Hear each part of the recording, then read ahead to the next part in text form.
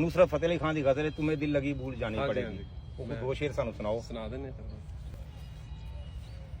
तुम्हें दिल लगी भूल जानी पड़ेगी, तुम्हें दिल लगी भूल जानी पड़ेगी, मोहब्बत की राहों में आकर तो देखो। क्या बात, क्या बात।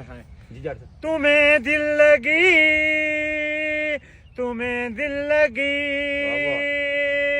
तुम्हें दिल लगी, भूल जानी पड़ेगी। तुम्हें दिल लगी भूल जाने पड़ेगी, मोहब्बत की राहों में आकर तो देखो, आकर तो देखो, तुम्हें दिल लगी भूल जाने पड़ेगी। ठीक हो गया जाट साहब, ठीक हो गया।